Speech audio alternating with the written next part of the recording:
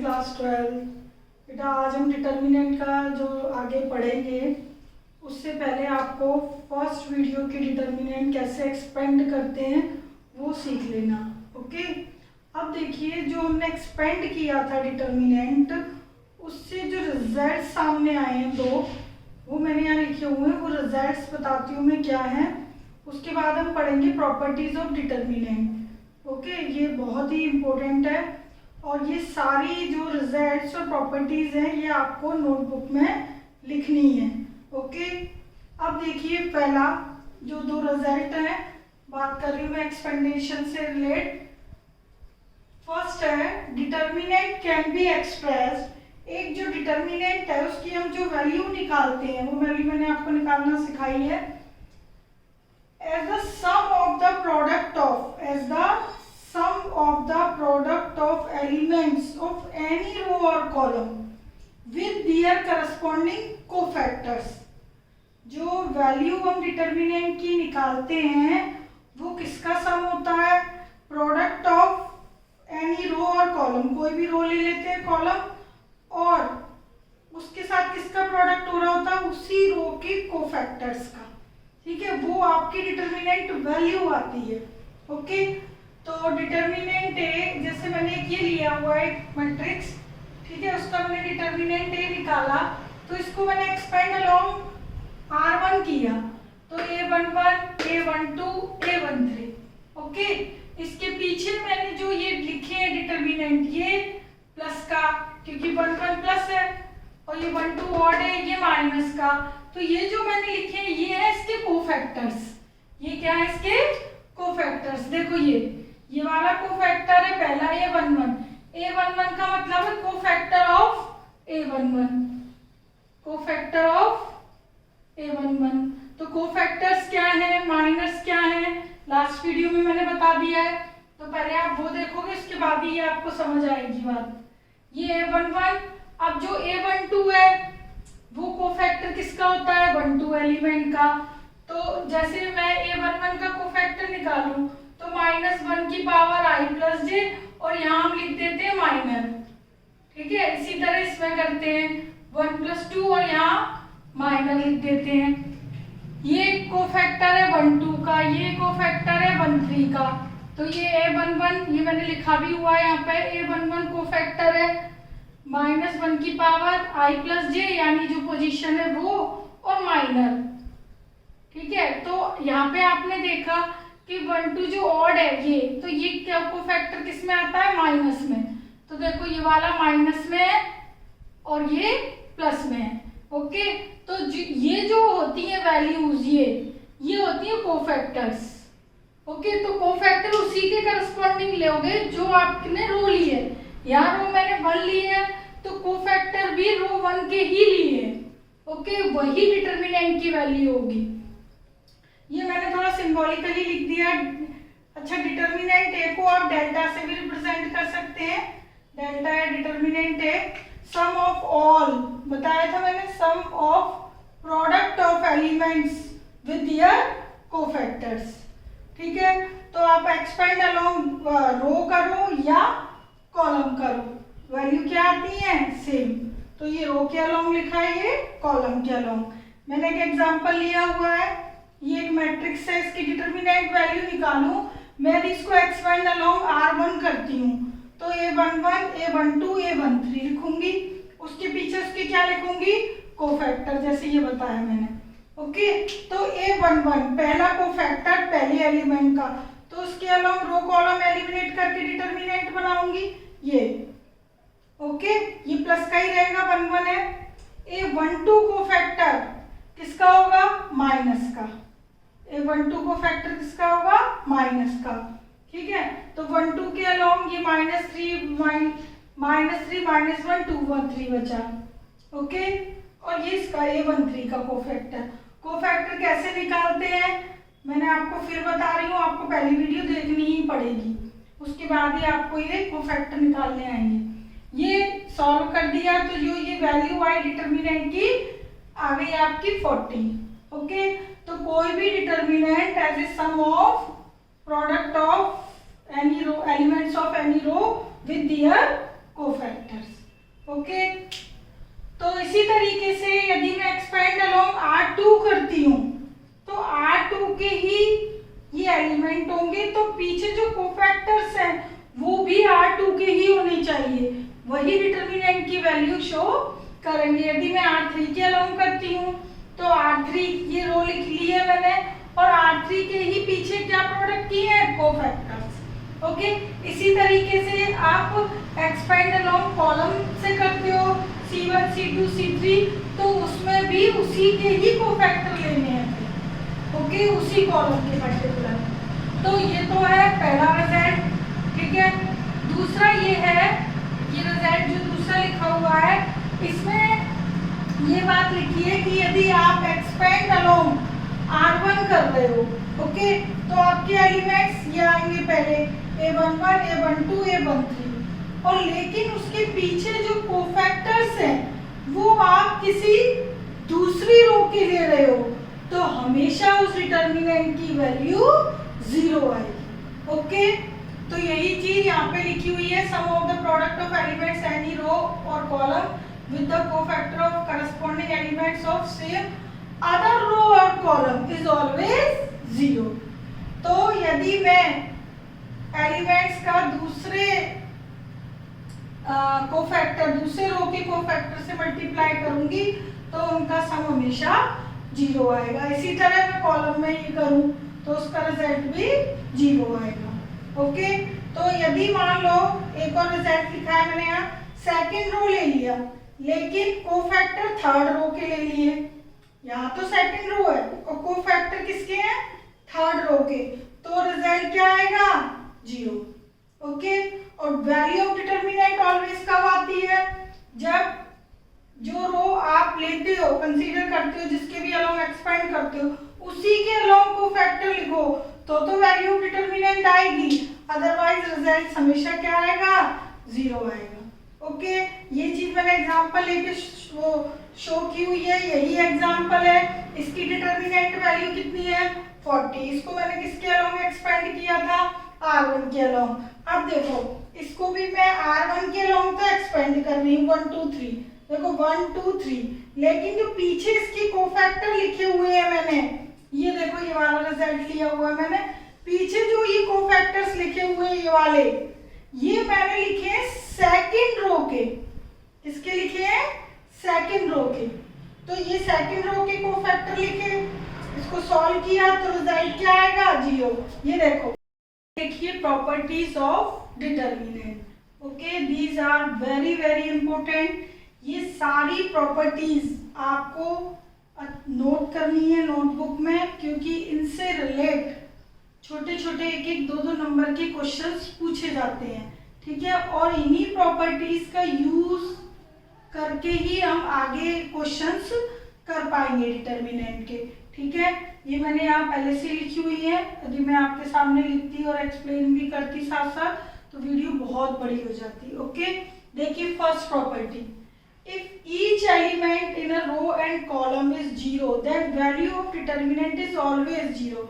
It means यदि किसी भी डिटर्मिनेंट का पर्टिकुलर रो या कॉलम के सारे नंबर यदि 0 0 है, सारे एलिमेंट, तो उस डिटर्मिनेंट की वैल्यू हमेशा 0 होगी।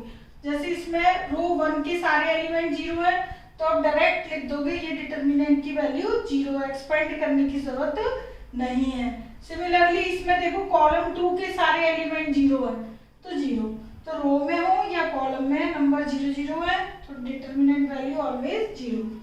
Second, if each element on one side of principal diagonal is 0 0 then value of determinant is product of diagonal elements। it means यदि किसी भी डिटर्मिनेंट के डायगोनल एलिमेंट्स के एक साइड के नंबर 0 0 है, डायगोनल एलिमेंट्स ये होते हैं ये वाले, इसमें 1 3 4, इसकी एक साइड के सारे नंबर यदि 0 0 है सारे एलिमेंट, तो इस डिटर्मिनेंट की वैल्यू हमेशा प्रोडक्ट ऑफ डायगोनल एलिमेंट्स होगी। चाहे तो आप इसको एक्सपेंड करके देख लो तब भी 12 ही आएगा। ओके, तो जब आपको प्रॉपर्टी मालूम चल गई है अब, तो आप डायरेक्ट मल्टीप्लाई करके लिख सकते हो। ठीक है। थर्ड, वैल्यू ऑफ डिटर्मिनेंट, ये डिटर्मिनेंट को मैंने शॉर्ट ये लिख दिया शॉर्ट में DET, मतलब determinant. Value of determinant remains unchanged if its row and column are interchange. It means यदि किसी भी डिटर्मिनेंट की सारी रो मैं कॉलम में चेंज कर दूं या कहूं कि सारी कॉलम रो में चेंज कर दूं, इट मीन्स आप ये कह सकते हो ट्रांसपोज कर दूं यदि मैं उस मैट्रिक्स का और फिर डिटर्मिनेंट निकालूं, डिटर्मिनेंट वैल्यू, तो there is no change. For example जैसे ये मैट्रिक्स है 1 2 3 -3 2 -1 2 -4 3, इसकी मैंने डिटर्मिनेंट वैल्यू निकाली, तो ये डिटर्मिनेंट वैल्यू कितनी है 40। ठीक है। और यदि मैं इसका ट्रांसपोज कर दूं, यानी सारी रो देखो मैंने कॉलम में चेंज की हुई है, ओके, तो सारी रो को मैंने कॉलम में चेंज किया, ट्रांसपोज आ गया। अब मैं इसकी डिटर्मिनेंट वैल्यू निकालूं तब भी क्या आएगी सेम। तो यदि ट्रांसपोज कर दिया जाए पूरे उसका डिटर्मिनेंट का तो उसकी वैल्यू पे कोई फर्क नहीं पड़ता। Okay, it is third property.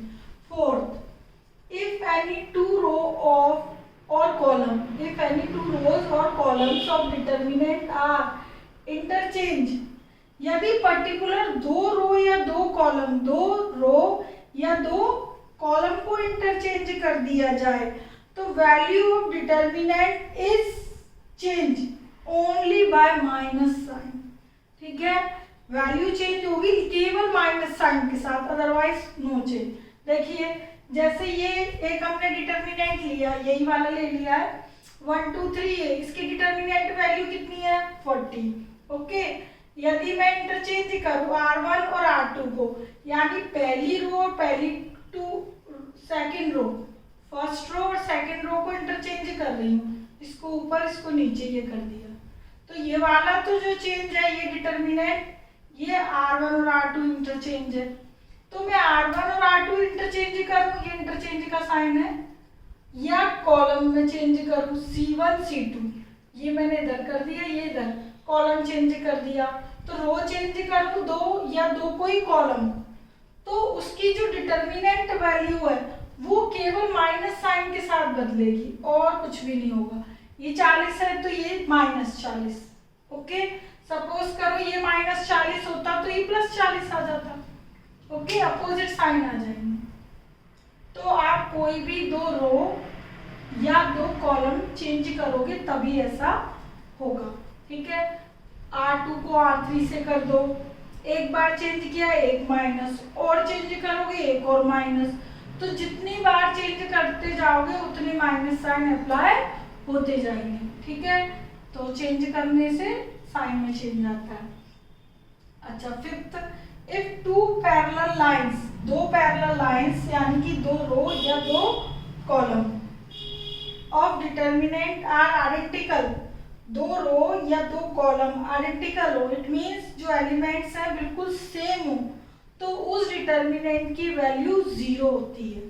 ठीक है, सो वैल्यू डिटर्मिनेंट 0। इधर देखो, ये पहली रो और दूसरी रो, दोनों के रो की एलिमेंट सेम है, तो आप डायरेक्ट लिख दोगे value 0 by using this property. Solve करने की जरूरत नहीं है।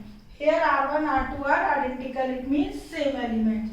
इसी तरह देखो C1 और C3 सेम है तो वैल्यू क्या है 0, C1 C3 are identical। Okay, now 6, if corresponding elements of any two row or column are proportional then value of determinant is also 0। It means यदि दो रो या कॉलम के जो एलिमेंट्स हैं उनका रेशो यदि सेम है, ठीक है, तो उसकी वैल्यू भी क्या होती है 0। फॉर एग्जाम्पल ये मैंने लिया 1 2 3 4 5 7, ये 2 4 6, इसमें आप R1 और R3 के एलिमेंट्स देखो, इनका ratio 1/2, 2/4 that is 1/2, 3/6 that is 1/2, तो रेशो सेम है, तो R1 and R3 have same ratio. It means R1 and R3 are proportional. So value of determinant always 0। Okay, identical है तो 0 है ही है, लेकिन रेशो भी सेम है तो भी वैल्यू 0 होगी।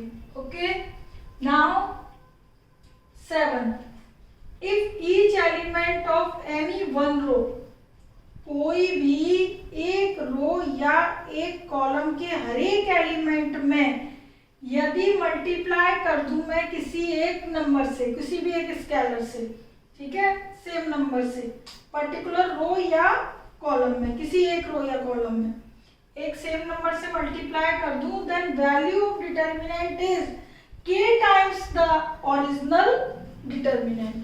तो मल्टीप्लाई करने के बाद जो डिटर्मिनेंट मिलेगा वो k टाइम्स होगा, ठीक है, मल्टीप्लाई करने के बाद value of determinant k times the value of the original determinant का k टाइम्स हो जाएगा यदि मैं k से मल्टीप्लाई करती हूँ किसी रो या कॉलम में। देखो एग्जांपल, यदि ये डेल्टा है, ये कोई डिटर्मिनेंट है, इसकी वैल्यू डेल्टा जो भी है, ठीक है। अब पर्टिकुलर रो, किसी भी पर्टिकुलर रो या कॉलम में मैंने किसी एक स्केलर का मल्टीप्लाई कर दिया, ठीक है, सेम नंबर से, तो पहली रो में k का मल्टीप्लाई कर दिया, ठीक है, तो जो रिजल्ट आएगा वो पहली वाली जो डिटर्मिनेंट वैल्यू है उसके k टाइम्स आएगा, ठीक है। जैसे कि इसमें देखो 40 है, इस डिटर्मिनेंट की वैल्यू 40 है, यदि मैं रो 1 में 2 का मल्टीप्लाई कर दूं, इधर 2 4 6 2 का मल्टीप्लाई किया तो इसमें भी 2 × 40 रिजल्ट आएगा 80। ओके, तो पर्टिकुलर रो या कॉलम में किसी सेम नंबर का मल्टीप्लाई करोगे तो उतने ही टाइम्स आपकी डिटर्मिनेंट की नई वैल्यू मिलेगी। ओके, अच्छा, इस प्रॉपर्टी से रिलेट छोटी छोटी ये 3 नोट यहाँ पे लिखे हुए हैं, ये एक एक नंबर में क्वेश्चंस इसमें से पूछे जाते हैं, ठीक है, ये जरूर नोट करना है। देखो पहला, यदि ए आपका कोई स्क्वायर मैट्रिक्स है of any order n, order n मतलब स्क्वायर मैट्रिक्स है तो ऑर्डर n ही होगा, देन डिटर्मिनेंट ऑफ के ए, किसी मैट्रिक्स में k का मल्टीप्लाई लाइक दिस, ठीक है, तो उसकी डिटर्मिनेंट जो वैल्यू होगी वो k की power n into determinant a, determinant a लगा लेना इधर, ठीक है, k की पावर n, n इधर ऑर्डर है और k क्या है, स्केलर। हो सकता है कि ये तो मल्टीप्लाई केवल R1 में है, और यदि ये a कोई मैट्रिक्स है तो मैट्रिक्स में जब हम किसी स्केलर का मल्टीप्लाई करते हैं मैट्रिक्स में, तो पूरे रो या पूरे कॉलम में करते हैं, किसी मैट्रिक्स में मल्टीप्लाई करते हैं तो हर एक एलिमेंट में करते हैं, इट मींस, ओके, जबकि डिटर्मिनेंट में ऐसा नहीं है, पर्टिकुलर रो या कॉलम में करते हैं।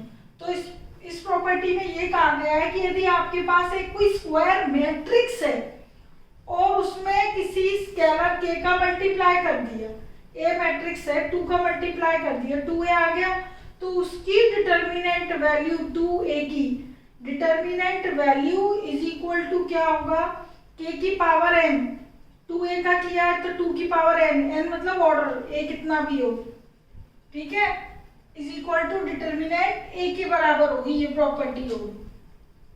लेकिन ये प्रॉपर्टी कब है, जब a यहाँ पे स्क्वायर मैट्रिक्स हो ऑर्डर n का, तभी एप्लीकेबल है। यहाँ पे k का मल्टीप्लाई पूरे मैट्रिक्स में हो रहा है, ओके, इसमें पर्टिकुलर रो में हो रहा है, इधर पूरे में हो रहा है, तब है ये प्रॉपर्टी, ओके। अच्छा, second, if A is a scalar matrix of order n, यदि एक स्केलर मैट्रिक्स है, स्केलर मैट्रिक्स भी स्क्वायर ही होता है, तो यदि स्केलर मैट्रिक्स है तो a बराबर क्या ही होगा, मैट्रिक्स है ये, a बराबर क्या ही स्केलर मैट्रिक्स होता है ना, ये k k k 0 0 0 0, ये स्केलर हो गया ना, k कॉमन ले लूंगी k i, ओके। तो इसकी यदि डिटर्मिनेंट वैल्यू निकालनी है इसकी, तो डिटर्मिनेंट दोनों तरफ पे अप्लाई कर देंगे, ठीक है। तो देखो ये मैंने अप्लाई कर दिया दोनों तरफ, तो इस प्रॉपर्टी के थ्रू हम क्या कह सकते हैं, k की पावर n डिटर्मिनेंट आई डिटर्मिनेंट की वैल्यू क्या होती है 1। आई क्या होता है आइडेंटिटी मैट्रिक्स, और आइडेंटिटी मैट्रिक्स की डिटर्मिनेंट वैल्यू ऑलवेज 1। ठीक है, आइडेंटिटी मैट्रिक्स की डिटर्मिनेंट वैल्यू ऑलवेज 1। ठीक है, अब देखो हो सकता है यहाँ पे जो k मल्टीप्लाई हो रहा है स्केलर, वो पूरे मैट्रिक्स में माइनस साइन से हो रहा है। माइनस साइन यानी कि आप -1 कह सकते हो, -1 से हो रहा है पूरे में। ओके, तो आपने ये पहली प्रॉपर्टी पढ़ी, जो जिससे भी मल्टीप्लाई होता है मैट्रिक्स में, पूरे मैट्रिक्स में, तो k की पावर n अलग हो जाएगा, डिटर्मिनेंट अलग हो जाएगा। ये पूरा मैट्रिक्स में मल्टीप्लाई करने के बाद डिटर्मिनेंट और ये वैल्यू क्या आएंगी सेम। तो k की जगह यदि -1 होता तो -1 की पावर n डिटर्मिनेंट a। तो ये सेम प्रॉपर्टीज है, बस इधर k की जगह क्या ले लिया -1। ठीक है, तो ये तीनों इंपॉर्टेंट है। अच्छा कुछ ये 8th property, if each element of a row of determinant, एक रो या कॉलम के हर एक element is expressed as a sum of two terms, then determinant can be expressed as sum of two or more।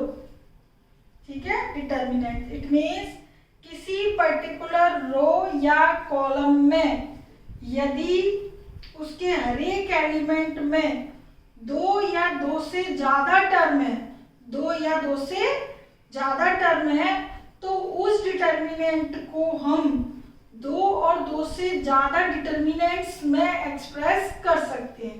For example जैसे first row है, first row में a plus alpha 2 term है, इधर भी 2 term, इधर भी 2 term. ठीक है, तो पहली रो में यदि 2 टर्म है तो मैं इसको ब्रेक कर सकती हूँ।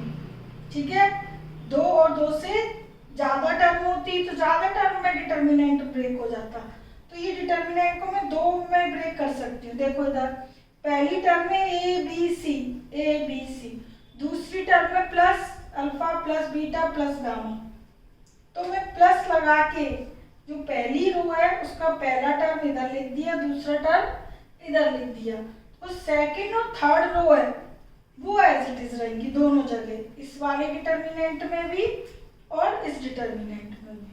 तो एक डिटर्मिनेंट को 2 डिटर्मिनेंट में एक्सप्रेस कर दिया सम लगा के। ओके, सपोज करो इधर तीसरी भी कोई टर्म होती तो मैं एक और डिटर्मिनेंट बना देती। ठीक है, लेकिन बाकी जो रो है उन पे कोई फर्क नहीं पड़ेगा, वो एज इट इज रहेगी। तो इसकी वैल्यू मैं डायरेक्ट निकालूं या मैं इसको सिंप्लीफाई करके निकालूं, 2 अलग अलग डिटर्मिनेंट और फिर प्लस कर दूं, तो वैल्यू क्या आएंगी same. Okay, property 9, if to each element of a row of determinant be added the equimultiple of the corresponding element of one or more row, then value of determinant unchanged। it means यदि मैं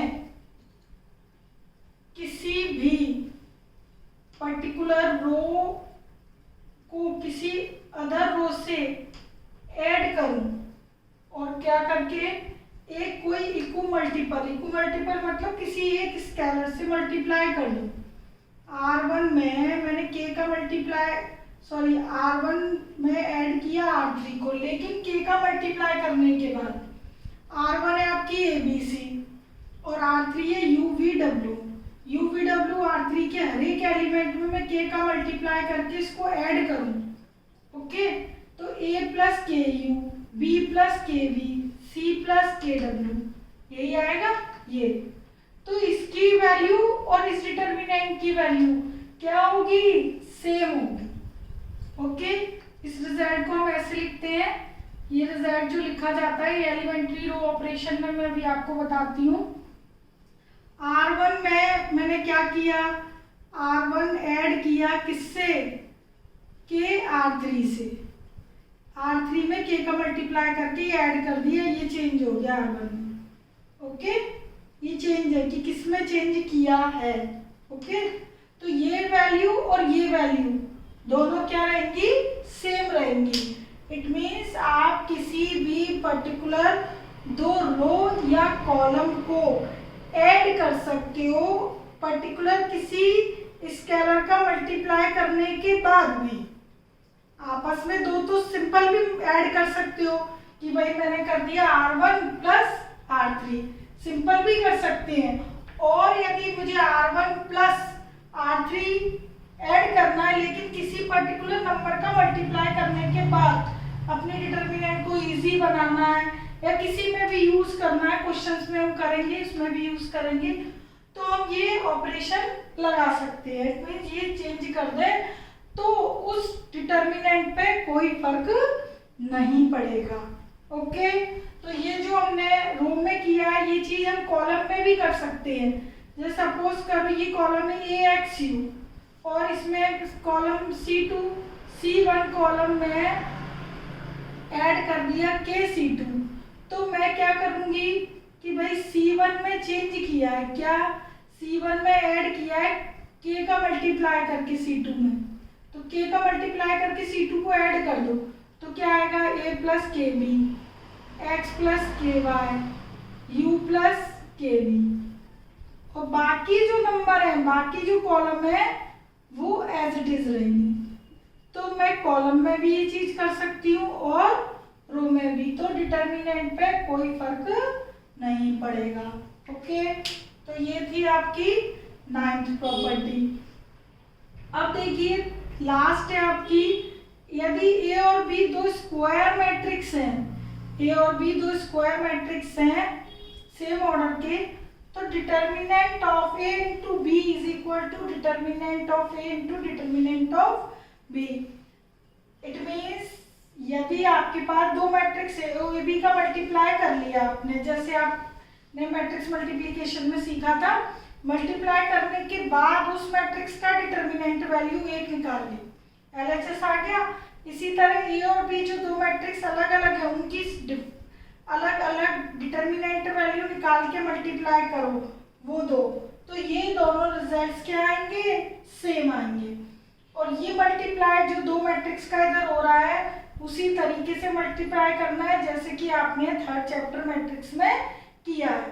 ठीक है, तो दो matrix का multiply करोगे तो जो भी आपको नया मैट्रिक्स मिलेगा देन डिटर्मिनेंट निकालोगे, तो ये वैल्यू और मैट्रिक्स A की डिटर्मिनेंट वैल्यू, मैट्रिक्स B की डिटर्मिनेंट वैल्यू, इन दोनों का प्रोडक्ट और ये कंबाइंड डिटर्मिनेंट प्रोडक्ट के बाद क्या आएगा, सेम रिजल्ट। ओके, तो ये आपकी हो गई 10 प्रॉपर्टी।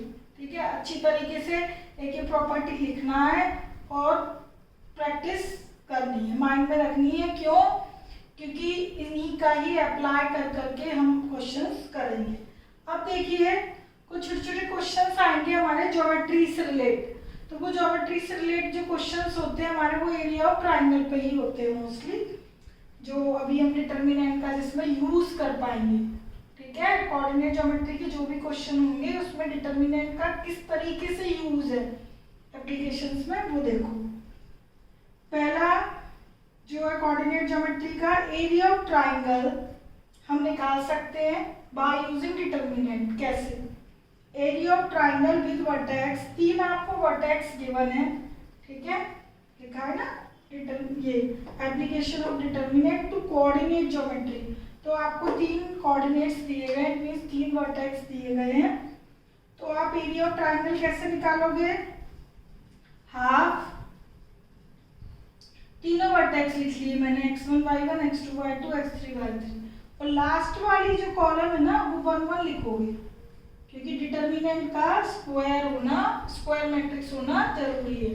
डिटर्मिनेंट या तो 3/3 हो या 2/2 हो, लेकिन 3 वर्टेक्सेस है तो लास्ट में 1 1 1 1 लगाना है। ओके, तो आपको कोई भी वर्टेक्सेस दिए हो, कुछ भी 1 2 -2 0 4 0, तो आपको एरिया ऑफ ट्राइंगल निकालना है। ठीक है, ये ट्राइंगल के वर्टेक्स है, तो 1 2 -2 0 4 0 लिख लिया, लास्ट में 1 1 लगा दोगे। ठीक है, या हाफ लगा दोगे। अब इसको इवैल्यूएट करोगे यानी डिटर्मिनेंट वैल्यू निकालोगे और इनटू हाफ, तो जो भी आएगा वो एरिया ऑफ ट्राइंगल होगा। ठीक है, तो ये डिटर्मिनेंट का यूज करके हम एरिया ऑफ ट्राइंगल भी निकाल सकते हैं। इसी तरीके से सेकंड नंबर है condition of collinearity of 3 points. तो ये आप स्टार्टिंग से पढ़ते आ रहे हो कि कोलिनियरिटी की 3 पॉइंट की कंडीशन ये होती है कि area of triangle must be 0। तो जो आपका एरिया ऑफ ट्राइंगल का फॉर्मूला है ये, इसको इज इक्वल टू क्या कर दो, 0 कर दो। ओके, यदि ये पूरा 0 है भाई, बिकॉज पॉइंट्स क्या है, कोलिनियर है, तो ये 0 है तो 2 इधर 0 गया 0, तो पूरा डिटर्मिनेंट 0। तो यदि डिटर्मिनेंट की वैल्यू 0 आ गई तो क्या होगा, एरिया तो पॉइंट्स क्या होंगे, कोलिनियर, ठीक है, अदरवाइज नॉट कोलिनियर। और कई बार ये भी दिया होता है कि पॉइंट्स तो कोलिनियर है तो कोई अननोन वैल्यू के अल्फा ए कुछ भी निकालिए, ठीक है, तो यानी कि डिटर्मिनेंट का यूज कर सकते हैं हम। थर्ड है equation of line passing through 2 given points. तो आप 11th में equation of line passing through 2 given points क्या पढ़ते थे, y minus y1 m x minus x1, और m की जगह क्या आ जाता था, y2 माइनस y1 और x2 माइनस x1, ये पढ़ते थे, ठीक है। तो इसको हम डिटर्मिनेंट से भी निकाल सकते हैं, ठीक है, सॉरी ये x y है, ये x1 y1 x2 y2। तो इसमें भी आप क्या करोगे, इक्वेशन ऑफ लाइन निकालनी हो डिटर्मिनेंट से, 2 पॉइंट गिवन है, तो पहला पॉइंट तो आप xy लिखोगे, पहला पॉइंट xy, दूसरा जो आपको गिवन है x1 y1 और x2 y2, और थर्ड कॉलम तो पता ही है 1 1 1 लिखते हैं, इज इक्वल टू 0। तो इसको मैं इवैल्यूएट करूंगी, इट मींस सॉल्व करूंगी, तो जो रिजल्ट आएगा वो इक्वेशन ऑफ स्ट्रेट लाइन होगा passing through 2 points. Okay, 11th में जैसे आप यहाँ पे x1 y1 x2 y2 की वैल्यू पुट करके एक लीनियर इक्वेशन निकाल लेते थे, इस फॉर्म की स्ट्रेट लाइन की इक्वेशन आ जाती थी, इसी तरीके से इससे भी निकाल सकते हैं। ओके, 2 पॉइंट गिवन है, पुट कर दो, बाकी नंबर एज इट इज, तो इवैल्यूएट करोगे तो ये वाली फॉर्म की स्ट्रेट लाइन मिल जाएगी।